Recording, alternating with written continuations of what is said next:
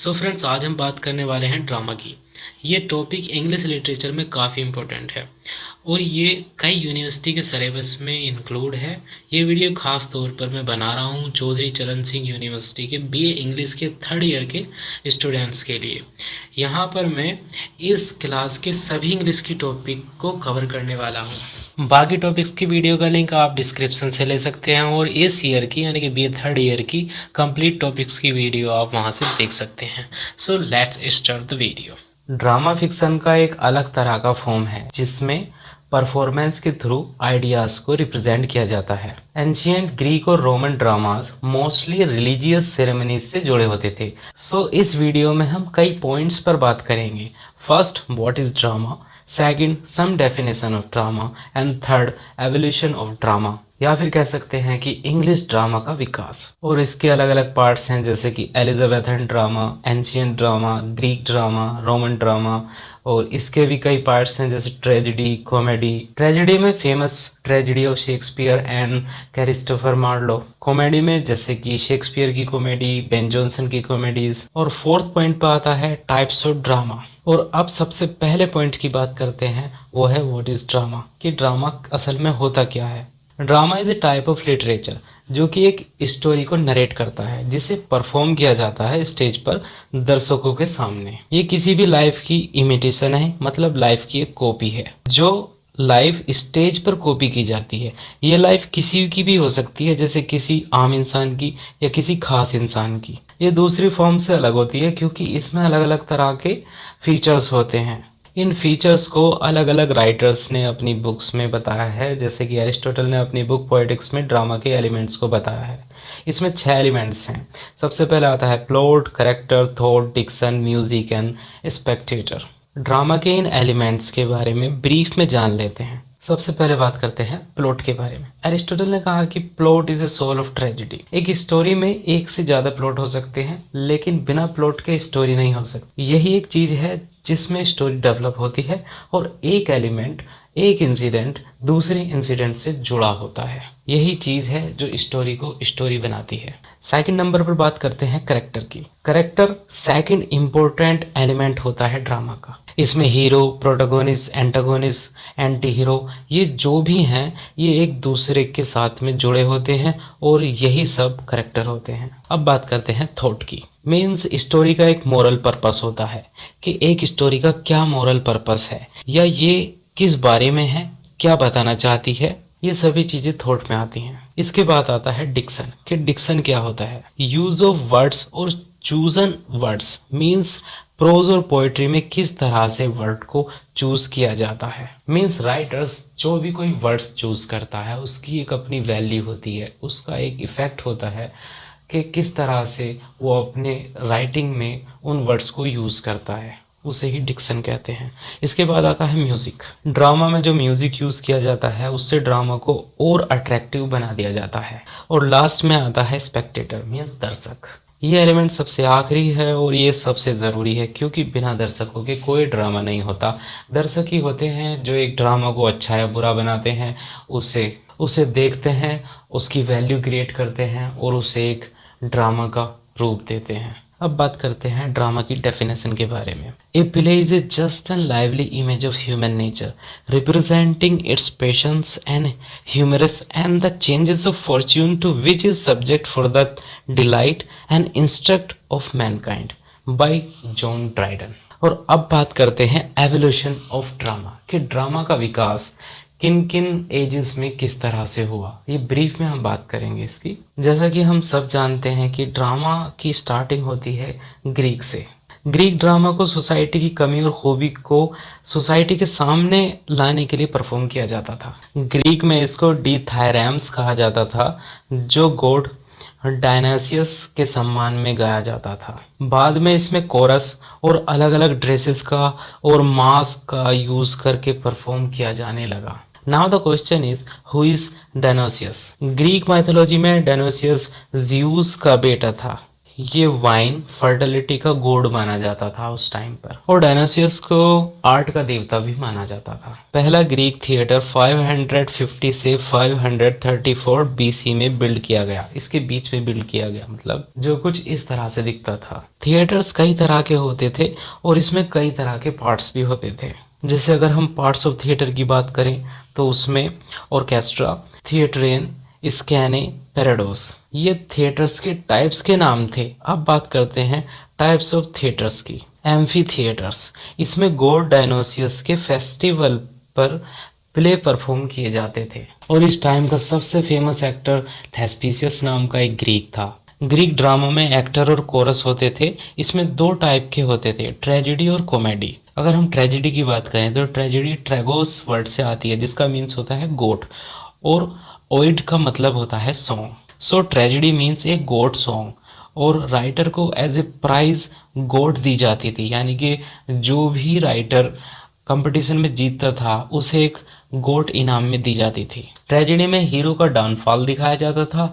इसकी story myth या history पर बेस होती थी। हीरो का डाउनफॉल मतलब हीरो की ट्रेजेडी दिखाई जाती थी। अगर हम ग्रीक ट्रेजेडी की स्ट्रक्चर की बात करें तो इस तरह से होता था। पहला होता था पैरालॉग, जिसमें स्टार्टिंग में सीन समझाया जाता था। दूसरा पार्ट होता था पैराडोस, ये एक तरह का सॉन्ग होता था जिसमें कोरस गाते थे जब स्टेज पर एंटर होते थे। नेक्स्ट आता है 5 ड्रामेटिक सीन्स। इसमें प्रोटागोनिस्ट की स्टोरी डेवलप होती थी। अब लास्ट में आता है एक्सोडस, ये क्लाइमैक्स को कहा जाता था, यानी कि इसमें कंक्लूजन निकलता था। अब बात करते हैं कॉमेडी की। कॉमेडी में सटायर का यूज़ किया जाता था। इसकी एंडिंग हैप्पी होती थी और प्रोटोगोनिस्ट को अपनी प्रॉब्लम का सलूशन मिल जाता था वहाँ पर। मीन जैसे हम नॉर्मली मूवीज़ में देखते हैं, जिस मूवी की एंडिंग जो होती है वो खुशहाल होती है उसे हम कॉमेडी कहते हैं, और जिसमें हीरो मर जाता है या उसके साथ में कुछ ट्रेजेडी हो जाती है तो उसको ट्रेजेडी कहा जाता है इन जनरल वेज। अगर एक्टर्स की बात करें तो एक्टर्स प्रोफेशनल्स होते थे, जिनमें 3 लोग होते थे। वुमेन यहाँ पर अलाउड नहीं थी। एक्टर्स जो होते थे वो मास्क पहने हुए होते थे, जो सिचुएशन के हिसाब से मास्क पहनते थे, यानी कि अगर कहीं कॉमेडी रोल है तो वो दूसरा मास्क पहनते थे, अगर ट्रेजेडी है तो वो दूसरा मास्क पहनते थे। कोरस में 12-15 लोग होते थे जो एक साथ बोलते थे, और एक ऑडियो इफेक्ट क्रिएट होता था इस तरह से। और अब हम बात करते हैं इंग्लिश ड्रामा के बारे में। ये तो हमने जाना इसका बैकग्राउंड, स्ट्रक्चर एंड टाइप्स के बारे में। अब बात करते हैं कि इंग्लिश ड्रामा किस तरह से डेवलप होता है और इसमें क्या क्या एलिमेंट्स हैं। इंग्लिश ड्रामा को स्टार्टिंग में रिलीजियस रिचुअल्स को परफॉर्म करने के लिए प्ले किया जाता था, मोस्टली जीसस क्राइस्ट के बर्थ को। इंग्लिश ड्रामा चर्च से स्टार्ट होता है। जनरली लोगों को बाइबल समझाने के लिए इन्हें परफॉर्म किया जाता था। 13 एंड 14 सेंचुरी के प्लेस को मोरालिटी प्ले और मिरेकल प्ले भी कहते हैं। कुछ एग्जाम्पल्स देखते हैं मोरालिटी प्लेस के। एवरी मैन 1490 में मोरालिटी प्ले था, और गोरबोडक पहली ट्रेजेडी थी रोल्फ रॉयस्टर की 1566 में। ये पहली रेगुलर कॉमेडी मानी जाती है। ड्रामा की फील्ड में एलिजाबेथन ड्रामा सबसे फेमस था, सबसे बेहतर था। 1576 में इंग्लैंड में थिएटर को इस्टेब्लिश किया गया, जिसमें ड्रामा का प्रोडक्शन हुआ। इसके डेवलपमेंट में यूनिवर्सिटी विट्स का नाम इम्पोर्टेंट है। और अगर हम बात करें कि ये यूनिवर्सिटी विट्स जो थे वो कौन थे, ये लोग ऑक्सफोर्ड और कैम्ब्रिज यूनिवर्सिटी के स्कॉलर थे जिन्होंने प्लेज लिखे। इनमें 7 राइटर्स थे। Number 1 John Lyly, second Thomas Kyd, Thomas Nashe, Thomas Lodge, George Peele, Robert Greene and Christopher Marlowe. इनकी कई ट्रेजेडी और कॉमेडी काफ़ी फेमस हैं, जैसे कि थॉमस किड की स्पेनिश ट्रेजेडी और थॉमस नैश की tragedy of Dido the unfortunate traveller, Thomas Lodge की रोजलिन और क्रिस्टोफर मार्लो की टेम्बरलेन द ग्रेट, द जीव of Malta, the tragic history of mister Faustus, Edward second and Dido, queen and Carthage और मैसेकियर of Paris कुछ famous tragedies हैं। अगर हम overall देखें ट्रेजेडी के बारे में तो क्रिस्टोफर मार्लो बहुत ही फेमस राइटर थे एलिजाबेथन एज के। और जो मोस्ट इम्पोर्टेंट राइटर है उसका नाम है विलियम शेक्सपियर। विलियम शेक्सपियर ने बहुत सारी ट्रेजेडीज़ और कॉमेडीज़ लिखी जो आज तक फेमस हैं। इनकी कुछ फेमस ट्रेजेडीज़ जो हैं वो इस तरह से हैं: Romeo and Juliet, Hamlet, Othello, King Lear, Macbeth, Antony and Cleopatra. जितनी फेमस इनकी ट्रेजेडीज हैं उतनी ही फेमस इनकी कॉमेडी भी हैं, जैसे कि all well that ends well, as you like it, the comedy of error, the merchant of Venice, midsummer night dream, tempest and twelfth night.